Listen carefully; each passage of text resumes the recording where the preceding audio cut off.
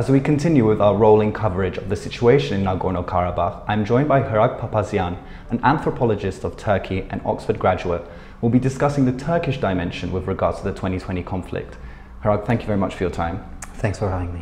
So President Recep Tayyip Erdogan has denied Turkey's involvement, but at the same time has not completely negated many claims. How do you perceive the Turkish president's strategy, and how is this new aggressive foreign policy in Turkey perceived, for example, by AKP and Erdogan voters? Moreover, there have been other paradoxes and contradictions coming out of the defense ministry, the foreign ministry, and the ruling party. Can you give some examples of this?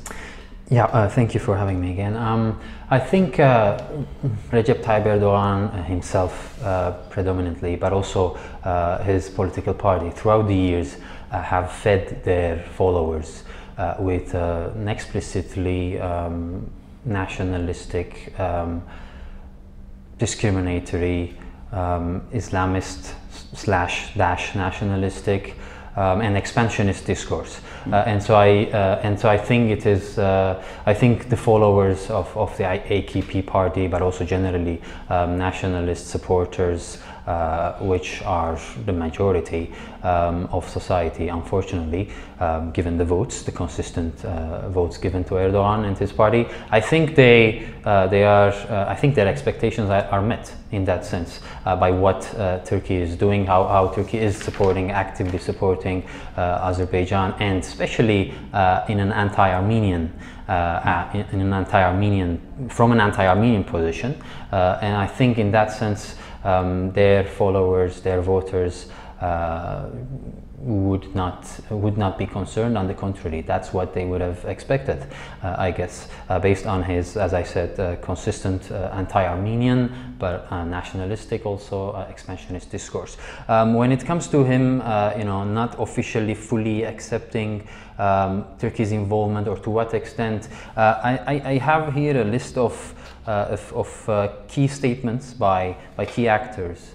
Not only Erdogan, but also three other important high-ranking politicians in Turkey. If I have the time, I would like to read some small excerpts that actually show that they are not really negating that.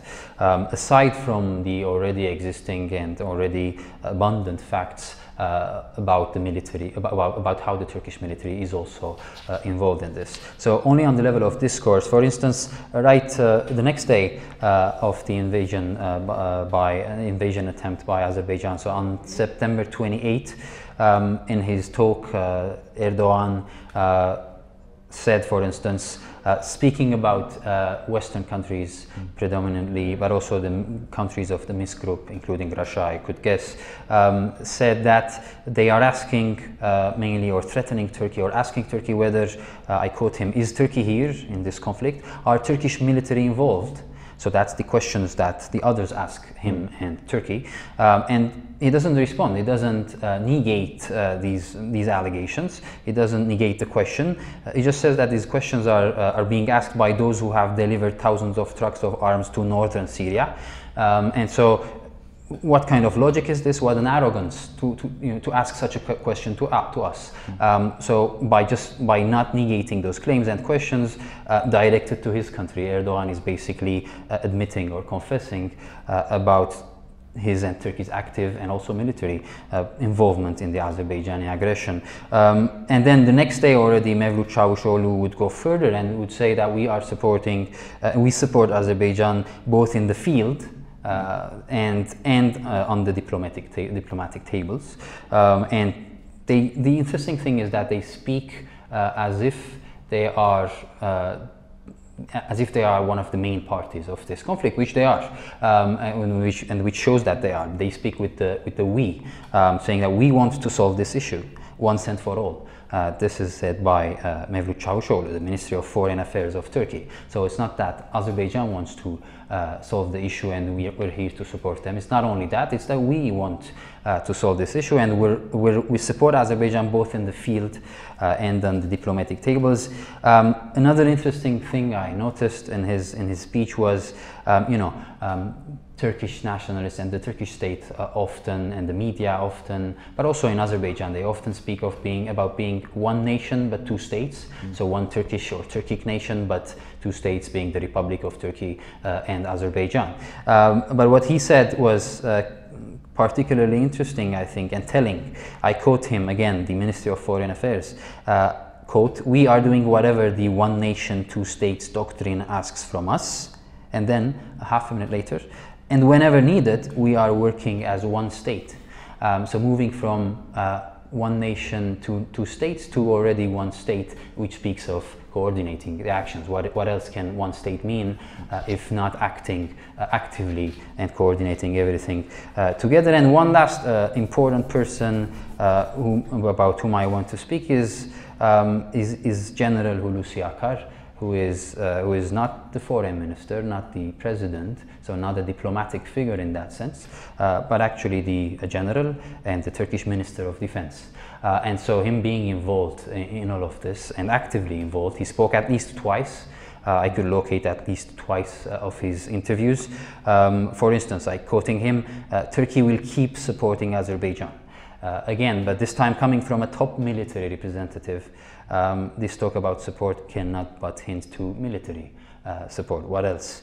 But also him speaking about the calls for armistice on the part of different international actors, saying that these calls are not sincere and convincing, as if he is rejecting these calls, as if he's seeing these calls directed to him as being the military representative of Turkey. So I think all of these make actually very clear where Turkey stands in this conflict, and I think this is, although they try to not completely and openly confess, at times they deny their involvement. They denied, for instance, that they used their F-16 jets to shut down an Armenian jet, and so on and so on. But I think in their discourse, it's absolutely clear. It's clear as crystal that Turkey is both diplomatically, but also militarily, as they say, in the field, on the ground, militarily involved.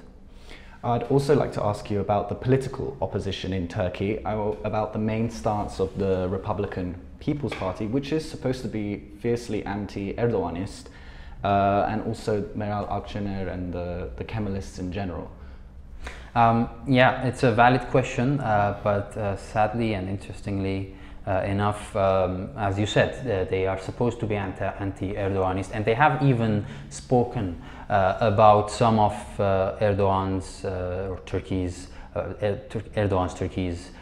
involvement, active involvement or military involvement in outside the borders of Turkey. For instance, even in Syria in the very beginnings, they have tried to speak against in some cases, but when it's about Armenia and when it's about Armenians, all nationalist parties, which are the majority of actively represented parties in the parliament today, stand together, and including the CHP, the Republican Party. For instance, they have joined, they have signed under the parliament's statement. Not only that, even the newly elected mayor of Istanbul, who is a representative of CHP and who was actually perceived in a positive manner on the part of several, at least several, if not many, Armenians of Istanbul, with whom I'm in touch, I'm in contact because of my research, because of being more open-minded, more even acting, showing a friendly approach to the Armenians of Istanbul. Even he himself, on the first day, I think, he issued a statement on Twitter saying that I completely side with Azerbaijan and so on and so on. So that is crystal clear again, that CHP, the Republican Party, is a nationalist party from the day of its foundation, is the party founded by Kemal Atatürk. Of course, it has contradictions and issues with AKP, not only striving for power, but also ideological contradictions, them being secular, whereas AKP basically being Islamist. But when it comes to the policy towards the Armenians, be that the Armenian genocide and its denial, or the policy towards Armenia, as we're seeing, they're on the same page. As for Meral Akşener, İYİ Partisi, and MHP, the other two parties in parliament, they are much more nationalist parties, and in that case, it's really expected that they would fully side with the Azerbaijanis. On the other hand, there are some alternative voices coming from Turkey, though minimal when compared to these ruling parties and other main opposition parties' approaches. Mainly, it's the HDP, HDP, Halkların Democratic Party, the People's Democratic Party, pro-Kurdish, but also generally pro-minorities and pro-peace. They have issued a statement on the first day, on the 27th of September, condemning Turkey directly for its active involvement and active support of one side of the conflict, in this case, Azerbaijan. But also some other smaller parties, like the Labour Party of Turkey, leftist Marxist two parties at least, the Labour Party of Turkey and DSİP, that is Revolutionary Socialist Workers' Party. They also have issued statements against the war, but also again indirectly, a bit more indirectly, criticizing the Turkish state for supporting Azerbaijan. Interestingly enough, the Revolutionary Socialist Party's statement also included some words about the Armenians living in Turkey, and we can also talk about that later if you want, about how that could affect the Armenians themselves. Well, could you speak a bit on the situation with regards to the Armenian community in Turkey? Do you think that their reality has changed significantly? Is there real worries now for their safety? What sort of responses are you getting when you're communicating with them? I wouldn't say it has changed significantly, because Armenians of Turkey have always been in this situation of being targeted, of being seen as the main other of the Turkish identity, and so these are their words. Every single decade, once every single decade, there's a wave of anti-Armenian movement and action, and so that hasn't stopped with the genocide.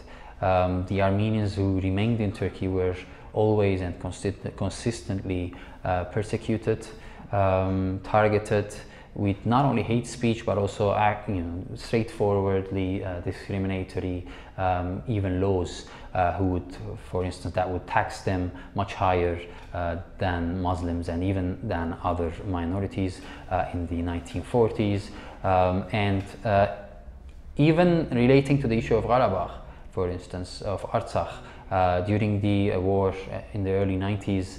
Again, the Armenian minority, the Armenian community of Istanbul was targeted, not only by hate speech, but also by actual even physical attacks, some physical attacks against institutions, buildings, churches, schools, and so on. Now, currently, of course, they are stressed, and that's completely natural, understandable, and it's a valid, unfortunately, fear, because based on the past experience, they can sadly expect any sort of attack against them. Already the hate speech, anti-Armenian hate speech, is on its highest levels again, even before the war erupted. But now, the media, whenever speaking about the war, they are targeting. They often speak about the Armenians as using the ethnonym of the Armenian, and so often even not differentiating between the Republic of Armenia, but just calling, speaking about and with the ethnonym of the Armenians. Armenians attacking this, Armenians doing this and that, which of course makes the image of the already very complicated and already hated image of the Armenian, much more susceptible to bigotry and violence and hate speech. There has already been a convoy, for instance, with Azerbaijani flags, driving within Samatya, which is a traditionally Armenian neighborhood, and around the Armenian Patriarchate of Samatya. And so there are these issues, but on the other hand, there's something new, especially when we compare this to the 1990s conflict. Back then, there was only the traditional Armenian community in Turkey. Now there are also migrants from the Republic of Armenia who have started to migrate to Turkey, mainly to Istanbul, since the 1990s, with the out-migration wave from Armenia. And so now there are a couple of thousands of Armenian migrants, citizens of the Republic of Armenia, living in Istanbul. And actually, Erdogan has consistently spoken about them during the past years, using them as a political leverage or a political tool against Armenia, and generally against the Armenians and the Armenian diaspora. Whenever, for instance, there was talk about the recognition of the Armenian genocide by different nation states around the world, he would speak, he would threaten to put all of these Armenians out, and so on and so on. And so they could also be potentially targets of some discriminatory or violent actions on the part of the Turkish state, be that deporting them outside, because that's what he has said several times, Erdogan. He has actually threatened to deport Armenians. So that threat really does exist, and in that sense, the responsibility of the international community, if that exists, because during the last six days we see how passive they are, dismissing all of the atrocities and the aggression by Azerbaijan and Turkey, even the usage of mercenaries from Syria.